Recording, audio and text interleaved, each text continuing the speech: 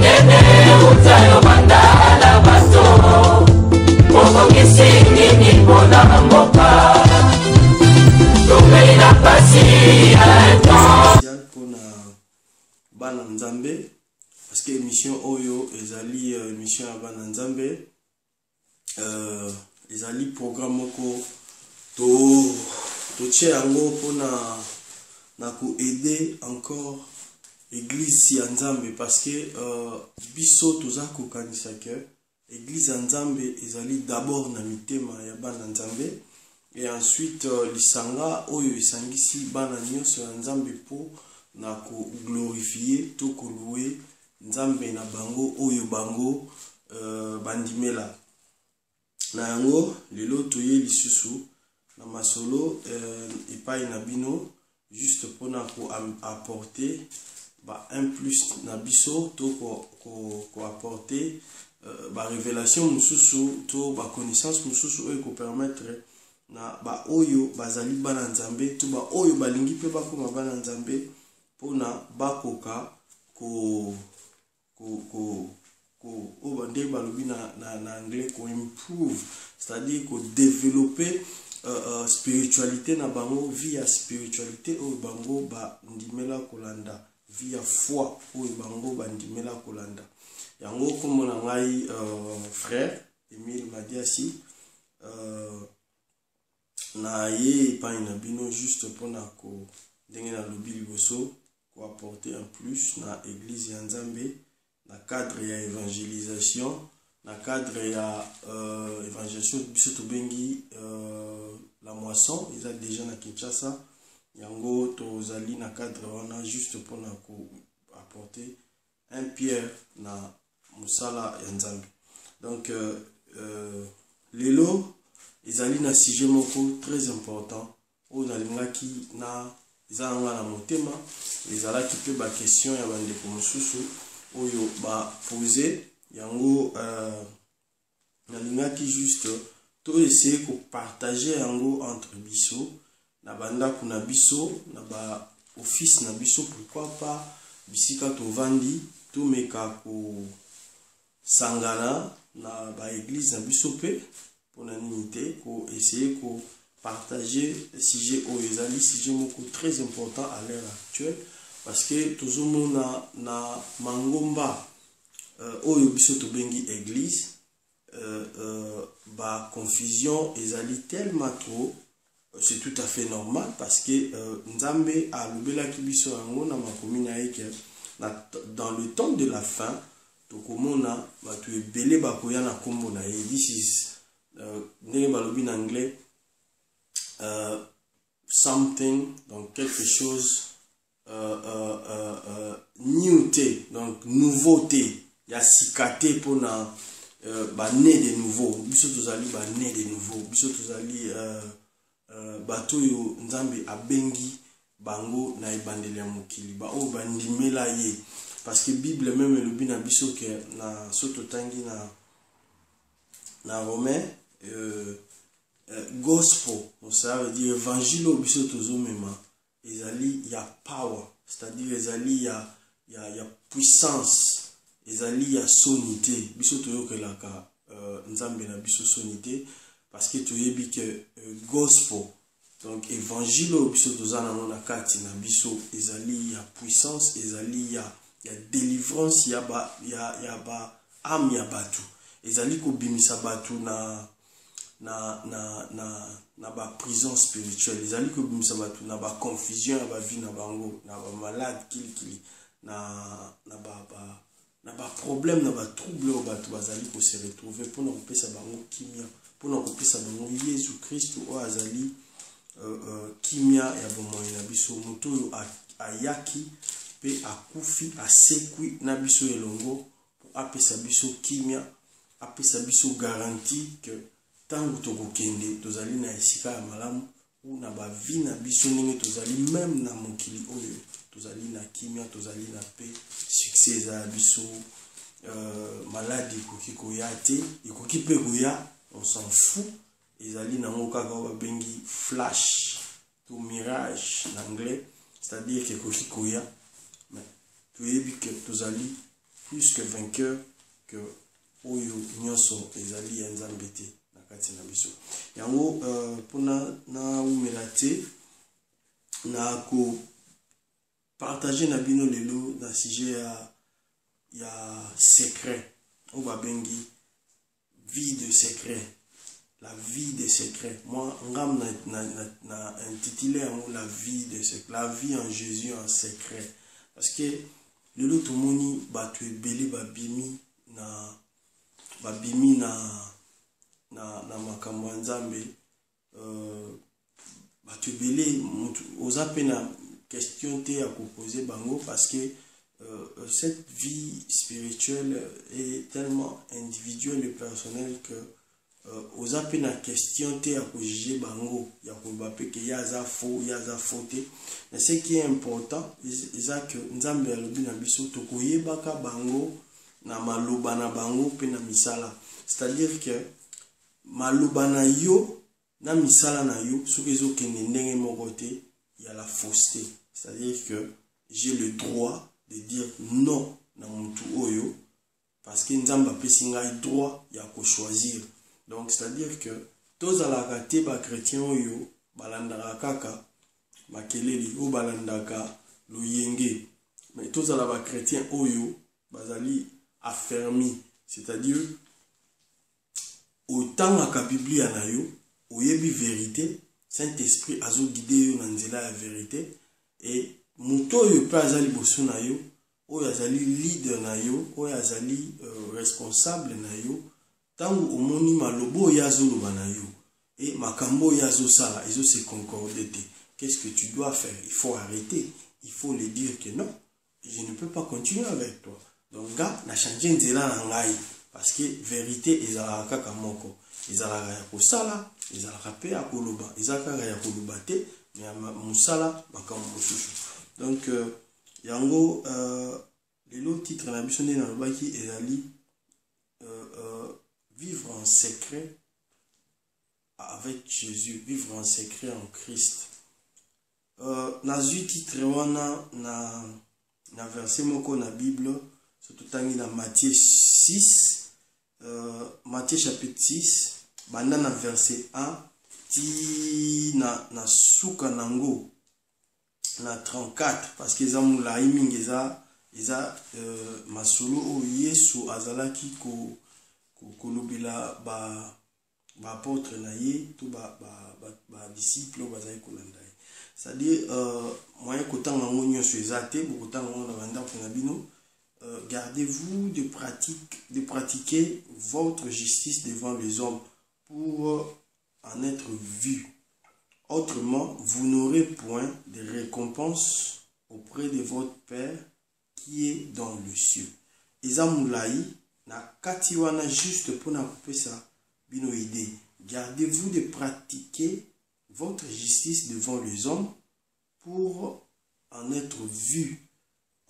Autrement, vous n'aurez point de récompense auprès de votre Père qui est dans le cieux. C'est-à-dire quoi? Juste kaka phrase wana et englober déjà idée surtout. Il y a masolo oyo il y a version Jésus apesi biso. Souvent toujours mona batu balingi basi pour ceux qui oké na kati ya verset okomona bisiko oyo Jésus alobi na bango alobi par exemple alobi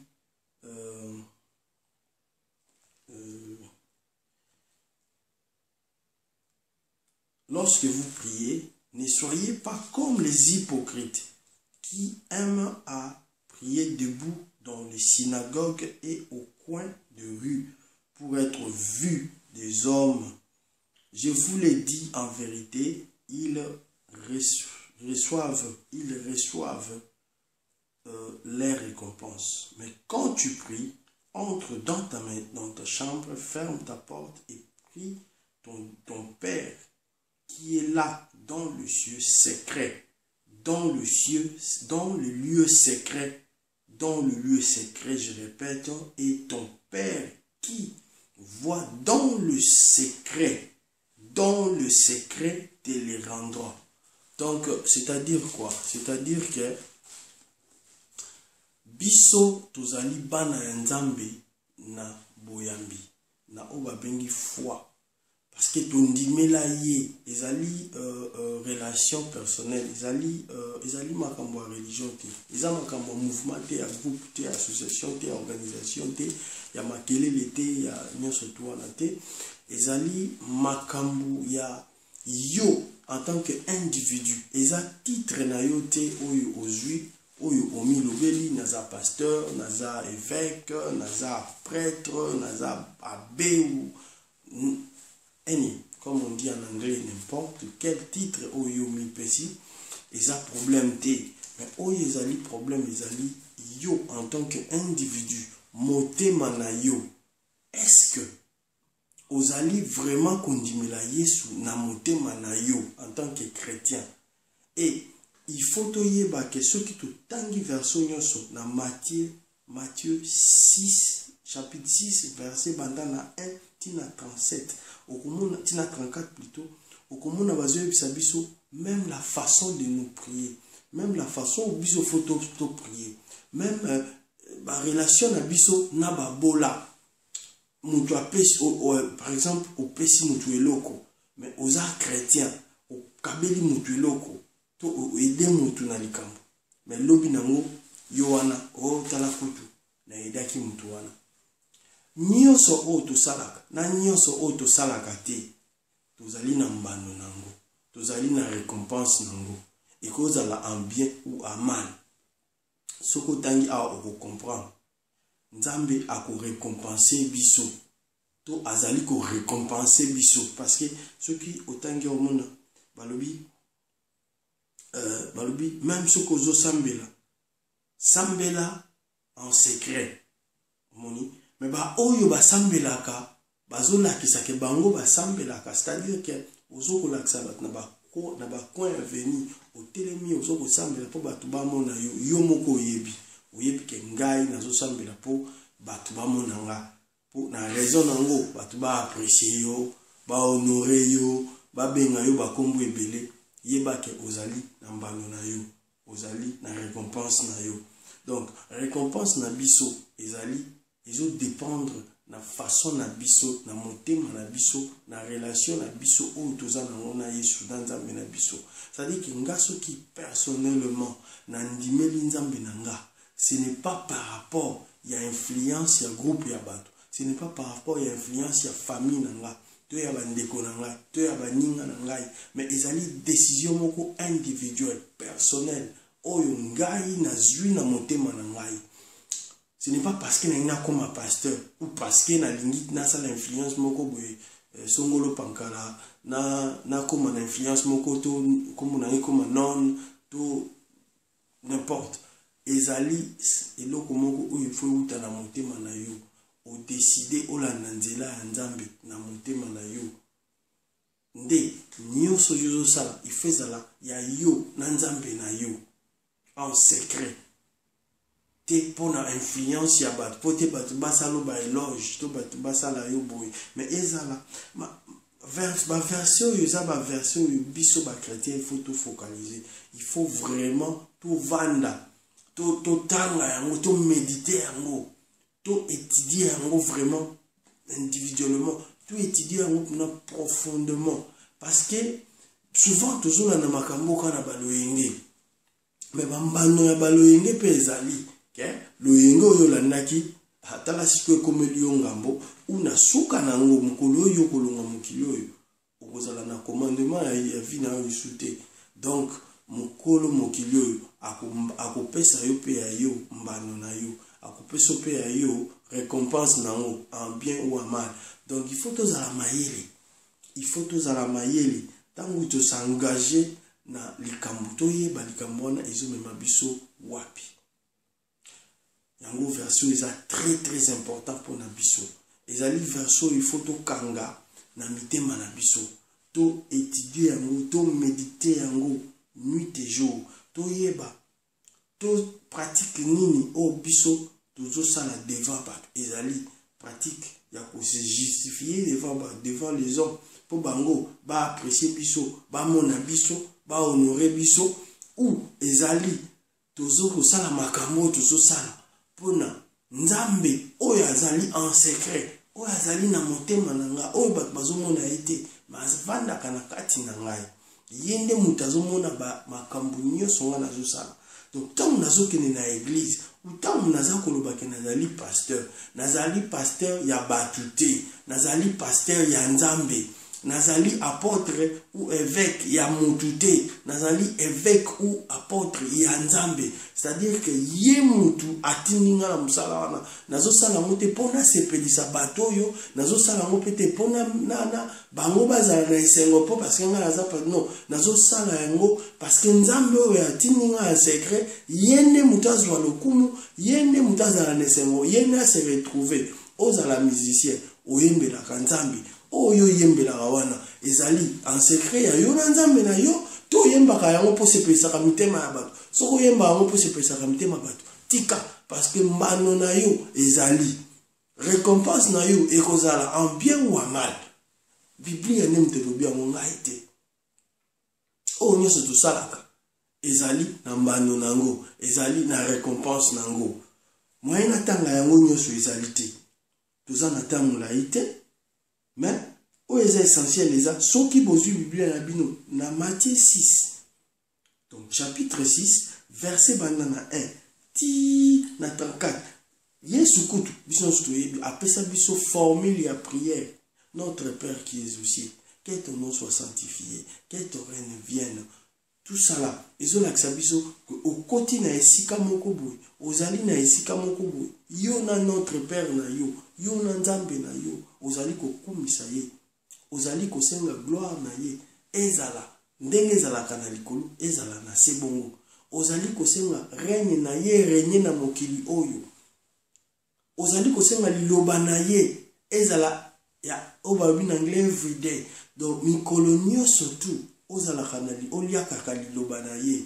Po biloko bango balobi na notre Père eza biloko fufute, eza biloko madesu te, eza biloko ya liloba, eza biloko ya molimo, olia ka yango everyday, c'est-à-dire tous les jours olia ka liloba na ye, parce que liloba kola na kate koza la te que non olia ki lelo madesu, lobo landisi madesu, lobo landisi madesu te. C'est-à-dire que lelo na lie fufu na madesu, lobi na lie soso na madesu. Comme ça que mon nzamba azoko se développer spirituellement, pe azoko ma mature na spirit na ende lobi na anglais na esprit na ye, azoko ma mature foi na ye zo se développer. Tant foi nous se développer nde wana ozali mwana na nzamba, nde wana devant ba effet ya mokilo, devant ba injustice ya mokilo, devant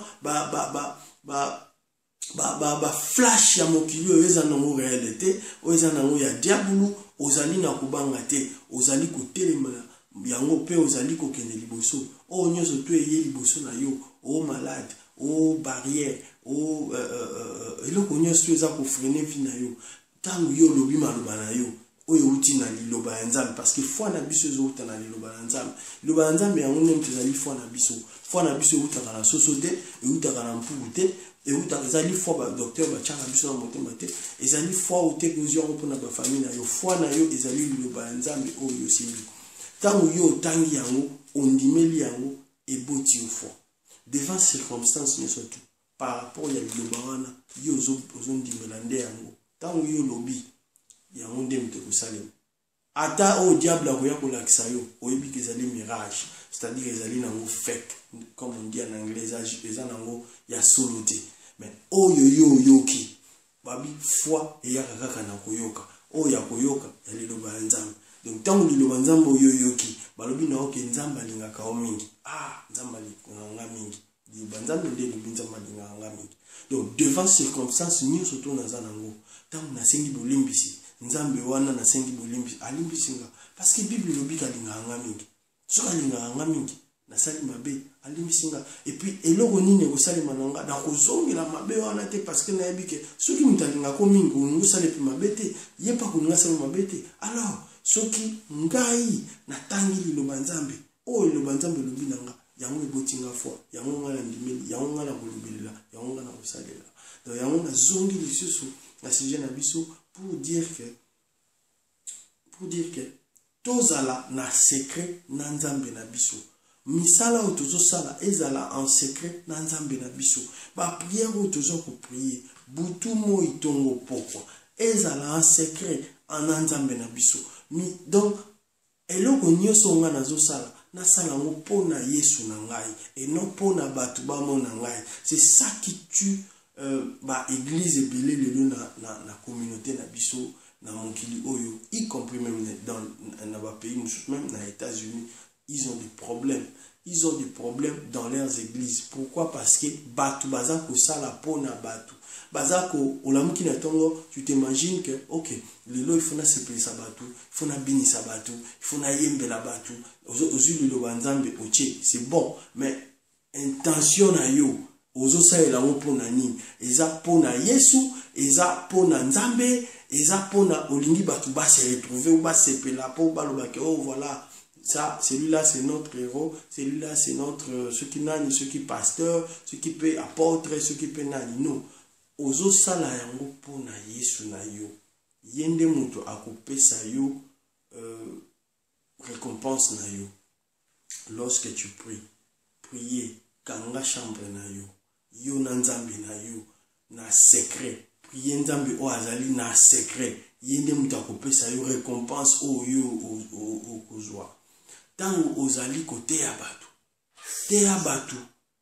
Pamba te nzambe o azali en secret. Yende muta tindi yo. Donc sala yango par rapport ya nzambe o ya yo ya secret. Yesu Masia o atindi yo na musala wana. Usala ngote opona mate ya kote ya batu. Po batu ba sepela. Ba se retrouver. Wana ozali na fausseté. Wana ozali o babi hypocrite. C'est-à-dire que ozali kosala makambo po batu bakumisa yo batu basepela. Ozali koyembela Yesu e façon nini ya koyembela Yesu? Oza koyembela ngo po batu basepesa mitema na bango base retrouver na ba fête ba mariage babina kitoko balata bayemba kitoko. Non, ozali koyemba po na lokumu ya Yesu na yo. Ozali kosala ngo po na Yesu na yo, po na nzambe na yo. Donc c'est comme ça que liloba o ezali ko loba na biso. Donc même biso moko l'intention na biso il faut toyeba ko juger yango. To tika l'intention ya kotala batu ya komona makambo par rapport ya batu, mais tout mona makambo par rapport ya liloba nzambe, par rapport ya Bible, par rapport ya nzambe ya Yesu, par rapport ya relation personnelle o yo za nango na Yesu. Tango ozobima na ndaku na yo ozokende okutana na baninga eza Yesu nde ozokende kosalela. Donc nakutani na bino eno pona sepelisa bino. Non, nakutani na bino po Yesu na ngai azwa esika na esika oyo. Nazali awa naza koteya bino po Yesu na ngai azwa esika na esika oyo. Nazali koyembela nzambe po Yesu na ngai azwa esika na banzembo oyo. Nazali kosambela sikoyo na misu na bino po Yesu na ngai azwa esika na esika oyo. Donc eloko nyonso zosala ezala po na Yesu na yo oyo apesa yo vie, oyo alakisa yo nzela, oyo amemi yo na vie éternelle. Eza kaka ye, sans ye toza kokufa. Mutu moko ayebaki nzambe te avant, mais à cause de Jésus-Christ biso to komi bana nzambe. Donc to sala ka makambo pona Yesu na biso oyo azali na likolo. Donc pe azali na mitema na biso. Yango na ndaki na luba na pesa bino message oyo au Saint-Esprit atie na motema na ngai. Saint-Esprit azali oyo Yesu alobaki akutindela biso oyo babengi parakletos na grec, paraclet en français, parakletos na grec, c'est-à-dire azali il est comme Jésus, il est Jésus, c'est l'esprit de Jésus. Yem tazana biso siko, yem tavandaka na biso na mokili oyo, yem tazalaka na biso makambo so salaka ezali par rapport ya Saint-Esprit. Kokola mkana tongo to bandi ko sala makambo na mtu na yo, il doit te conduire, il doit te révéler, il doit te dire des choses pour dire aux autres, il doit même te c'est Saint-Esprit qui va corriger ça, c'est lui qui va te dire chanter ça. Donc il faut toyer par Saint-Esprit, il faut toyer par l'Esprit à Jésus. On a bien un mot, Jesus Spirit. Et ça, l'Esprit à Jésus, ça, y est Jésus en esprit, à ça, dans mon thème, il faut toyer par y est tapé occasion ou opportunité ou il y a couillard les sous-bossons à bino pour nous partager mes messages où il y a vivre en secret avec Jésus, vivre en secret en Christ. Cela veut dire quoi? C'est pas que n'a pas ta mamie comme on a ça à ma habité. Non. Tous ali, tu y a secte, tu y a religion à ma bête ou groupe, mouvement où ils allaient à secréter. Tous ali, en secret, c'est-à-dire quoi? En secret, c'est-à-dire que tout ce que je fais, je dois le faire pour mon Jésus. Je dois le faire pour mon Jésus. Ce n'est pas par exemple, non, ce n'est pas ça. C'est que Nami Kangi, par exemple, Nandaku Nanga, je prie, mais Nazate que non abimana na kubelela. Oh, bomoninga, na kota kabaja na 40 jours, na beta rakutu ba 50 jours. Non. Wanu sala rangopo na yo, na batu na yo ozoyebisa. Mais uzake, osala kamakambu ya Nzambe, mais Nzambe ako récompensé publiquement. Publiquement. C'est comme ça que Dieu nous récompense, publiquement. Mais on a la sala comme Nzambe na motema na ngai, na ndimela Nzambe na motema na ngai. C'est-à-dire que quand je chante pour Dieu, je chante, je vois Dieu. Je vois que Jésus, je ne vois pas la personne qui danse là-bas, je ne vois pas la personne qui chante là-bas, je m'en fous de tous ceux qui sont tout autour de moi. Nazomona kaka Yesu onga nazomona. C'est ça, chanter en secret. Dieu qui n'est pas là par rapport il y a mis sur l'abysse physique, mais il est là par rapport à mission abisso spirituel. Ye wananga nazomona, ye wananga nazoyembela, ye wananga nazokumisa. Tangu nazoteya, ye wananga nazoteya pona ye, nazolobela makambu pona ye, ye wana et non parce que batu baza wana. Yango lelo nalinga kito partager message, vivre avec Dieu en secret parce qu'il va récompense ses alliés.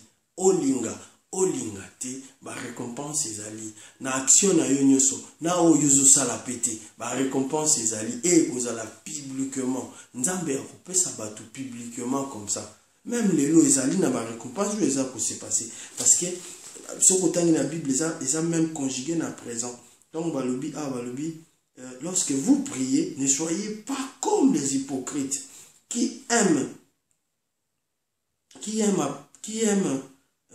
à prier debout dans les synagogues et au coin de rue pour être vus des hommes. Je vous le dis en vérité, ils reçoivent, c'est-à-dire à présent, ils reçoivent déjà, donc ils reçoivent leur récompense.